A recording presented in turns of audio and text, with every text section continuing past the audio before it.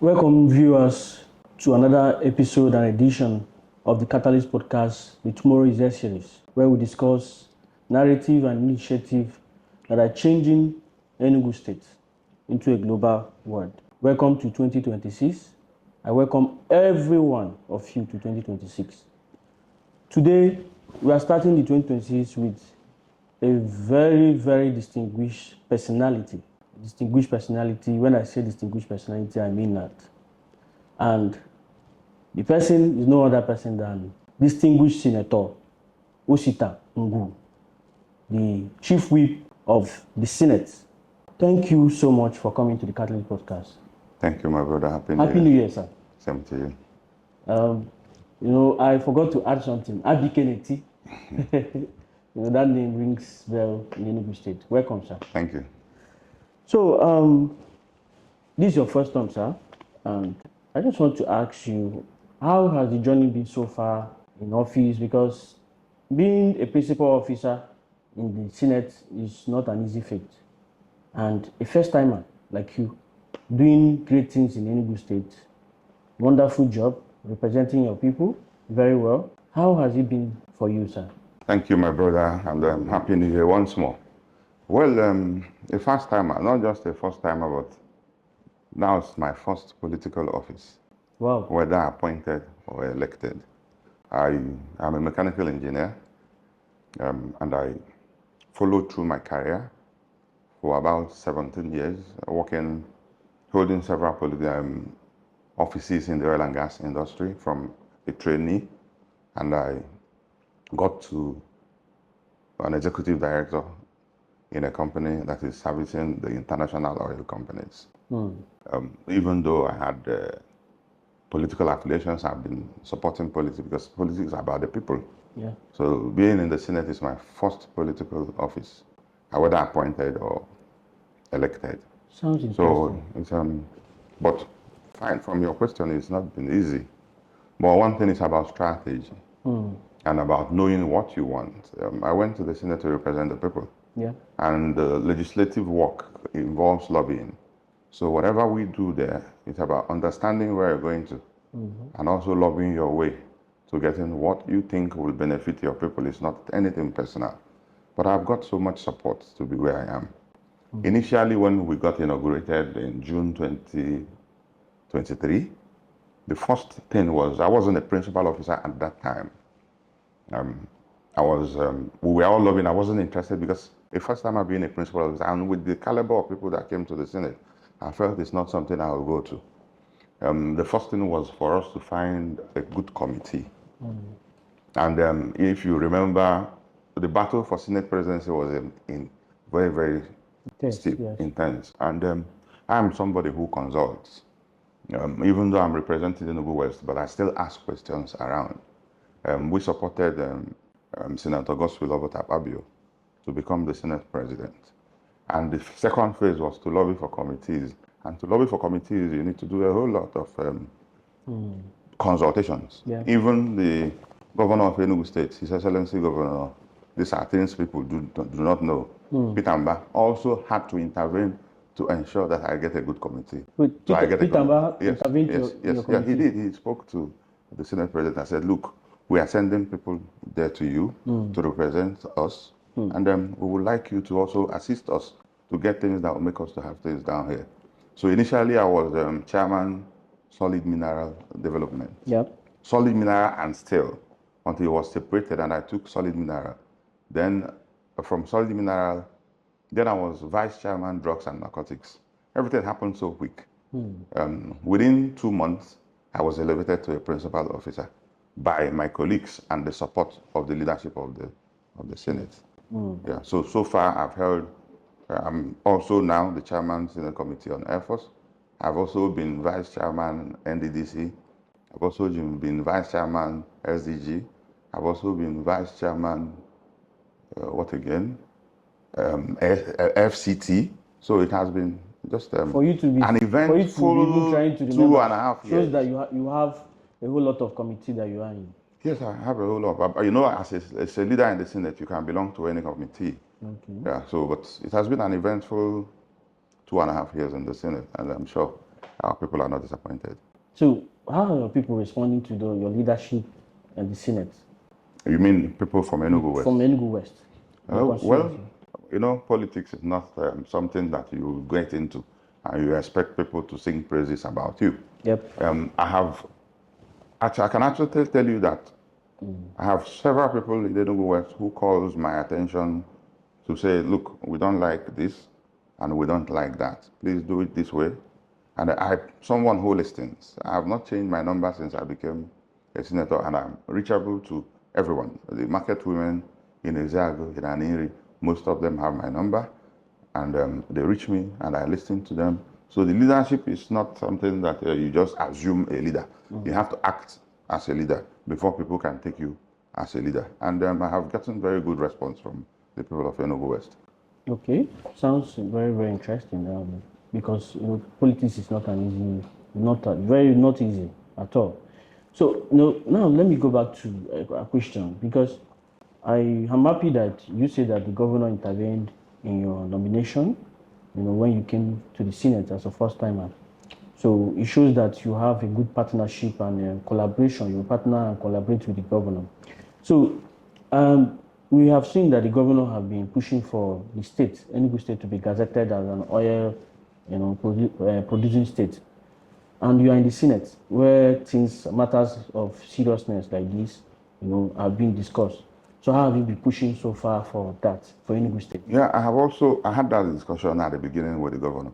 But, if you want to talk about the person of the governor of Enugu State, he knows what he wants. Yep. He knows how to get it.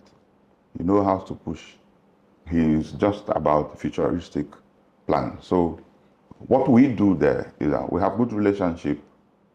There are things he will do. There are things he calls our attention over there to ensure that we follow through.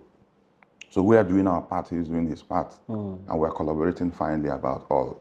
It's not just about gazetting Enugu as an oil producing state. It's about several other things. Where the governor leads, we follow. So whatever it is that is his interest, and he calls our attention. There are no laws made in the Senate that we don't also discuss with the governor to see how it affects Enugu. And whatever is the state's position, that is what we go to discuss in the Senate. I can't go to the Senate and discuss the position of Osita or Enugu West alone for whatever it takes. I'm from Enugu State, and the interest of Enugu West is paramount, but also the interest of Enugu State and the Southeast in general. Yeah. So most sensitive bills, we also discuss with the states to know the position the state would want us to take in debates. Because I know that the president is pushing for state police. And we have also seen Governor Mbah time being always advocating for the state police in Nigeria. I don't know, I want to know your position, because I think that state police is a very, very, it's something that is very important that Nigeria as a nation begin to look into. How is the Senate, how are you pushing for that advocacy for state police? Because it will solve a lot of problems. Yeah, Don't you think so? State police or community policing, however you see it, because some people try to differentiate between state policing, community policing. One thing, community policing is something we see that is already going on in Enugu State. Quite unlike some other states. When I tell people what we are doing here, they try to also see if they can copy and advise their own governors. Yeah. We know the forest guard and all those things, the trainings that are currently going is to solidify this security at the grassroots. But coming to your question about state policing, it actually requires constitutional amendment for us to have state police. And do I support it? Yes, I support it. Why do I support it? A lot of people say that governors are going to use state police as a tool, but nobody is a governor forever. A governor comes, serves 8 years, political offices are timed, serves 8 years, moves, another person comes, serves 8 years. So if you use state police to pursue political opponents, another person will come, because you will not be governor forever. Yeah. So for me, I support state police. And it's not just about National Assembly. I can also tell you that if you put state police on the table in the National Assembly and it goes into voting, it will pass. 2/3 will carry it. Okay. Now, I am also sure that some governors will support state policing. It means that when it goes to the state assemblies, we should be able to get 2/3 of the state assembly to support it. But it's not about just the people that are elected. There was a time, I have a WhatsApp platform where it's called Official Enugu West Platform. We have thousands of, hundreds of people there, quality people. I am interactive there. There was a day I put state police or not, your opinion. I got more than 400 responses in that WhatsApp group. And that a little bit showed me that the feelings of the people that I represent. Because, yeah, and I do it often quite. If there's a debate that we're going to have in the Senate, sometimes I put it in that platform. What are your opinions? I read through comments. It shapes my opinion. Of course, above all, we also have to discuss with the state. And we all have synergy and go about it. So I support state police. And I think it is time for Nigeria to have state police. It is already difficult for the center to handle all the security issues in Nigeria. That is nice. I want to ask a very important question. In Enugu State, we agreed on a zoning formula in Enugu State. Governor Mbah, this is his first time in office, and in 2027, we know that he's going to contest again, and we have seen a lot of people that are even saying that they are going to push the governor to contest for 2027 election because he's doing very well. So now, Enugu West Senatorial Zone will have our own fair share after Governor Mbah's administration in 2031, which will end in 2031, God's willing. As a powerful stakeholder in Enugu West, have you people as a zone, the people of Enugu West as a zone, have you people organized to have a consensus that Governor Peter Mbah will be your sole candidate for 2027 general election? I don't think that is negotiable. Nobody is against it. It's not negotiable. The worst thing that can happen to us is not having Governor Mbah return for a second time. As in Enugu, if you see the massive infrastructure and the developmental strides he has put on the table, he needs to complete it. So the issue of Governor Mbah running for second time is not in discussion because it's a given. The issue of Gov Mbah winning is a given. Just everybody needs to go and work, to make sure we re-elect the governor back. But I think 2031 discussion is premature, very premature at this stage. Our focus will be on 2027 and returning the governor. Anybody talking about 2031 now is just not talking about making sense to me. So the people of Enugu West, senatorial zone, they believe that you're a hardworking senator. They believe you listen to them because from feelers, you have to listen to what people who are in the streets. You listen to what people are saying, So I would like you to enlighten us on some of the bills and complaints, your people have given to you and some of the bills that you have initiated in the National Assembly. Now, I would like you to educate the people on the important bills that will shape the narrative of Nigeria into something that is going to be prosperous for everybody in the country. Well, so far, I have about 15 bills. 15? 15, yeah, so far, that have passed either first reading, second reading, or passed. We have establishment bills. We have repeal and reenactment bills. But I know I have a bill to establish a federal medical center in Enugu West that has passed. It's waiting for the president to approve. I have health infrastructure development bill, which is a novel bill. It has gone through second reading. It is waiting for the report of the Committee on Health for us to go into third reading. I have also several other establishment bills that I have put on the table. I have also a bill that has been stepped down for reasons known to my colleagues. That's a bill on private investigators, just to see how we can, because most times I sit down and look at bills that have impact on the people. So I have several bills. I don't have all of them off head, but I have 15 bills which I can make a copy of them available to you. And these are bills that are impactful to the life of our people. Distinguished Senator, have you moved to APC? This is a hard question. Yes, I have moved to APC. You moved with the governor of Enugu State. But you saw a flag that is behind you and you are still asking a question. Wow, I didn't see that. I was seeing only Nigerian flag. No, you didn't see that one. At least viewers are seeing it. Oh, So it's not supposed to be a question. So you moved to APC with the governor. Yes, Do you have any regret about that? Why would you have any regret? Why did you follow the governor to APC? You follow a leader that is doing well. If the governor is not doing well, people will not follow him. But the governor is doing well, so you follow a leader that is doing well. Governor is doing absolutely well. You don't even need, there's a saying, Ndi Enugu, and then iha abanaka. No, I didn't hear you, and then iha abanaka. If you want to assess the governor of Mbah in every aspect, in education, in health, policy formations, is it the ICT, is it the hospitals? I don't think a road network, is it about transport infrastructure, the terminals, the water that is running in several places and it is work in progress. What our people expect is that there will be magic, everything will happen once. It can't happen once. This is work in progress. And we are seeing results. In agriculture, reviving of Niger gas, is it the Sunrise Mill that is in process, presidential that has been moribund for several years? You can't actually count the number of things Peter Mbah is doing. So when that person moves, you move with him. Conviction. Okay, because Peter didn't just move. The governor didn't just move. He consulted. So it's our unanimous decision. The Enugu political family? Yes, it's our unanimous decision. He didn't just say, hey, guys, come. We sat and he said, how do we do this?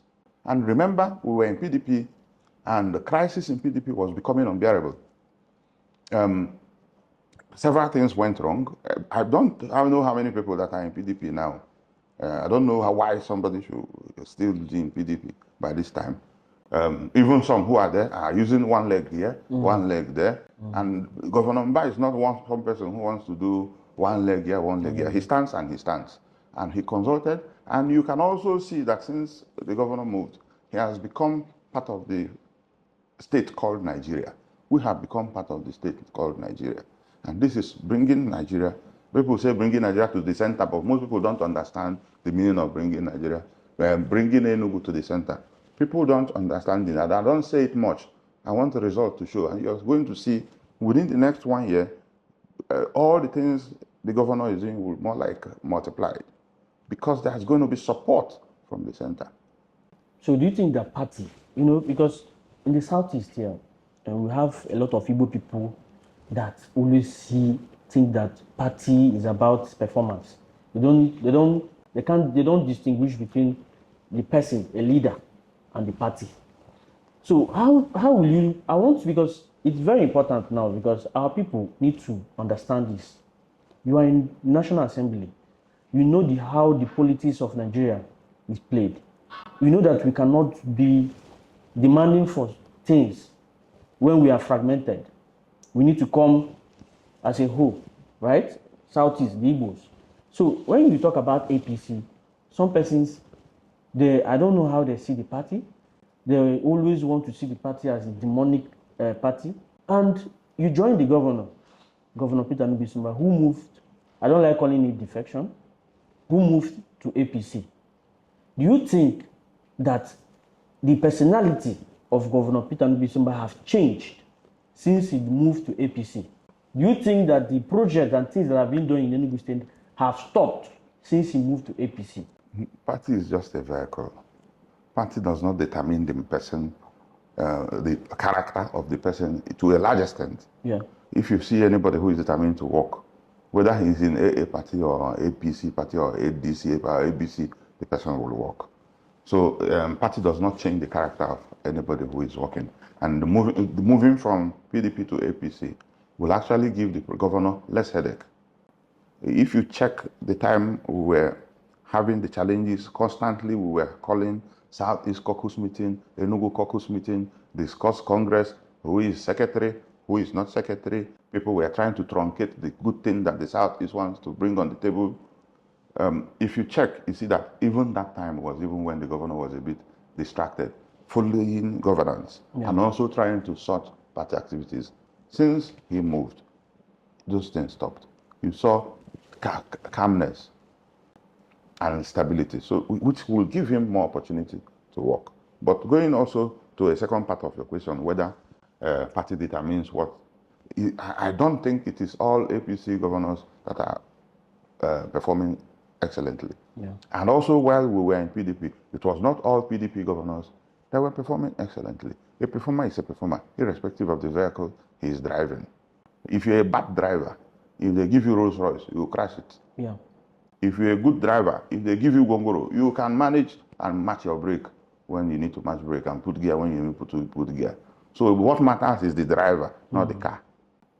But some cars are, when you are now a good driver, if they pack Rolls Royce for you and pack old Ford, you will enter Rolls Royce. Nobody wants to drive old Ford. And that is what it is, in simple terms. In 2023, some persons will say, vote this person here and vote the other person for president, So I think it caused a lot of confusion in Southeast and Nigeria, where they were trying to say vote here and don't vote here, So what are you preaching as we approach 2027? Are you saying that we should, the people of Southeast or your constituents or Enugu State people should vote?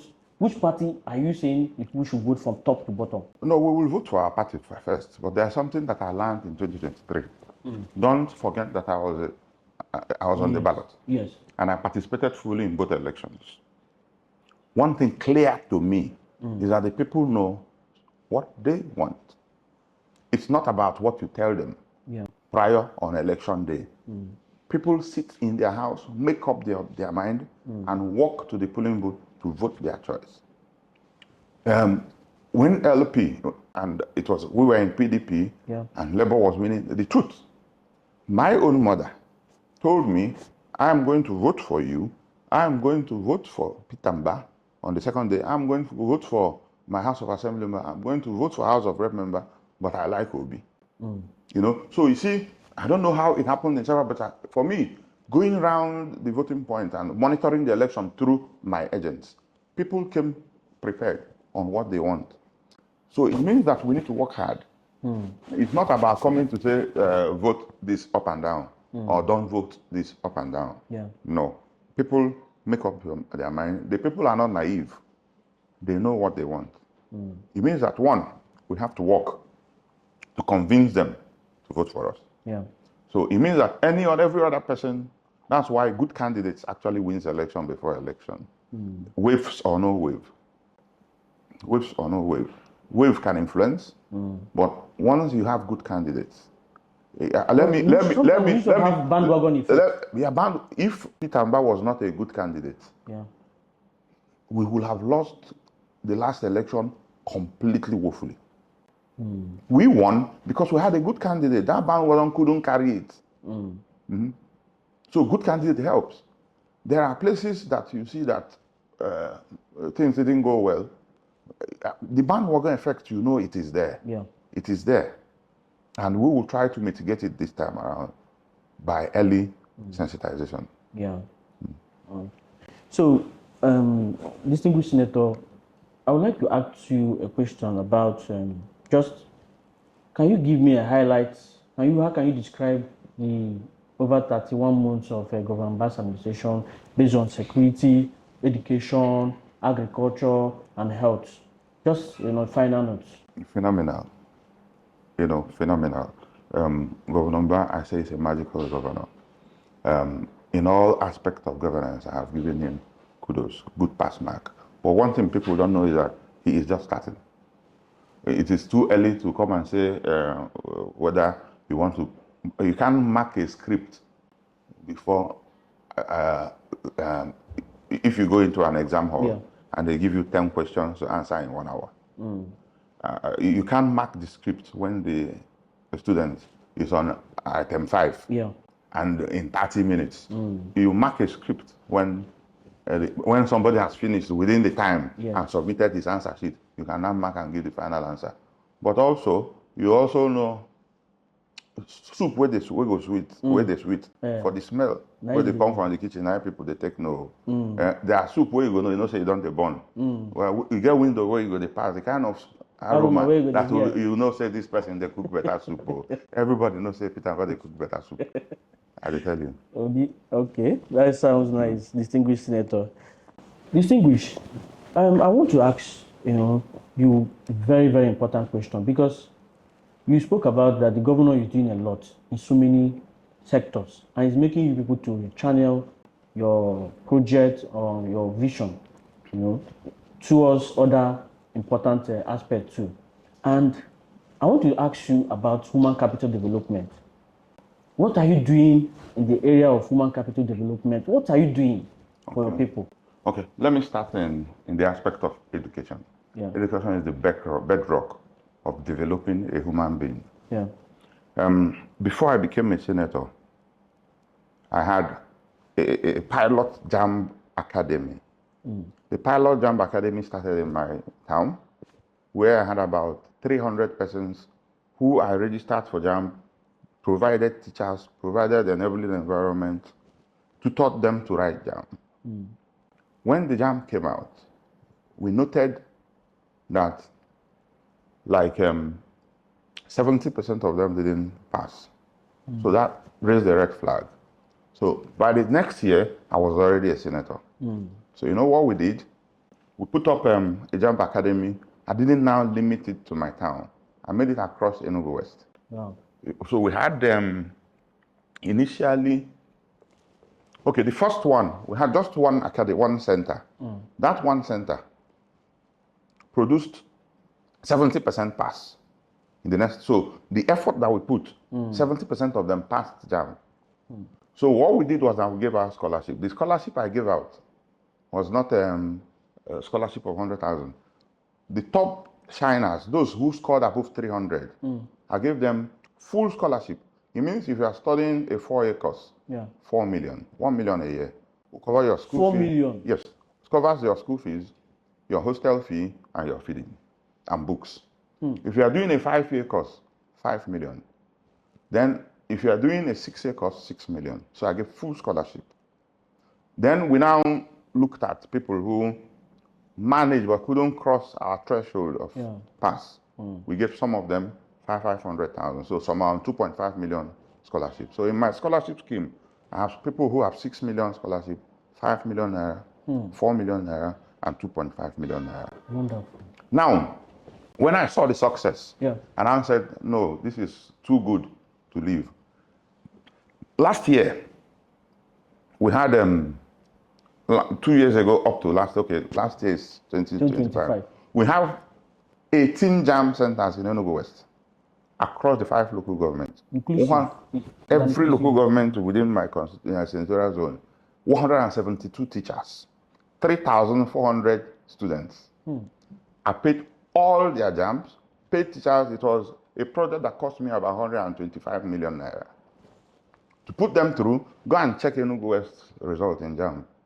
I can send you a copy. We had high flyers.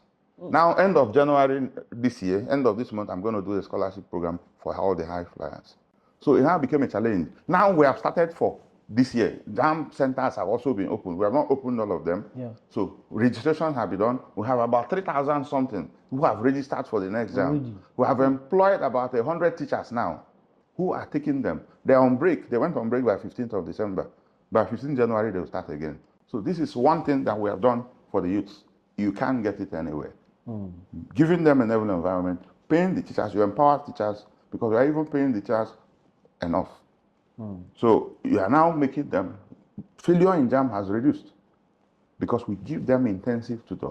We have laptops, CBT. Most of the people who go to write JAMB before, write JAMB, touching a computer for the first time, doing a CBT exam for the first time. What we have done, we bought laptops.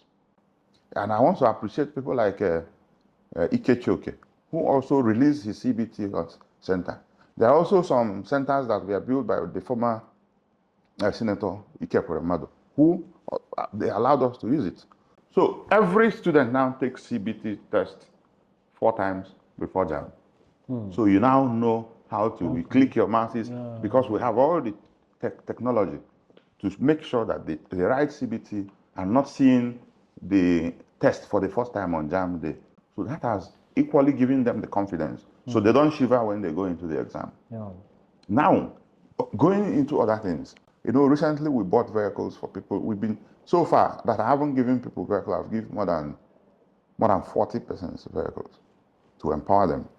Businesses we have been given quietly, because I don't want to continue to blow trumpet, because this thing works in two ways. Yeah. The senator is giving 2 million naira to empower people. Then you come to my gate, you won't have this thing. So it's not everything that you want to come and announce. But I'm sure that I have sent so far about 25% into international training, which they go and come back, and they understand. Some have never gone abroad before, but we put them on a 3-week training abroad. There are also some that I have sent out. I have gotten scholarship. There's a lady in Aniri that I facilitated a scholarship for 80 million naira, only her, to study 80 million naira to study in the UK. A lady from Opanko. She has traveled. She has accessed the money. So these are things people do not know. So in all, even when we talk about project, I said to myself, in the next election, any word that I enter, I'm not coming to say, I will. I must say I have before I will. In the 81 wards of Enugu West, there must be a project, no matter how small, that I have done. So far, we have about 13 roads that are either completed or ongoing. 13 or more. So in the budget, we have about 7 more that have not even been awarded.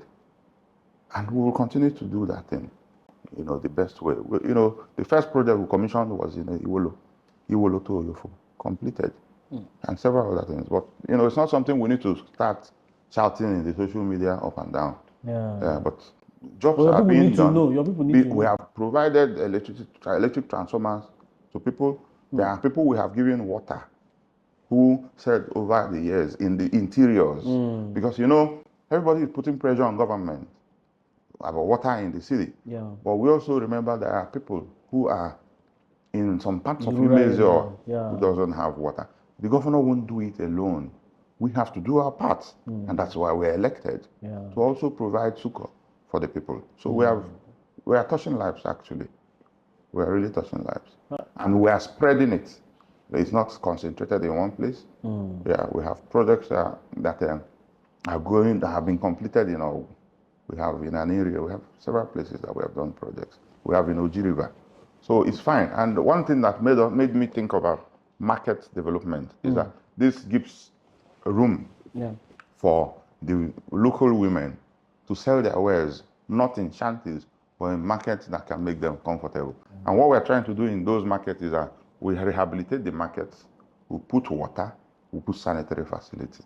Fantastic. So that they can enjoy themselves while doing their business.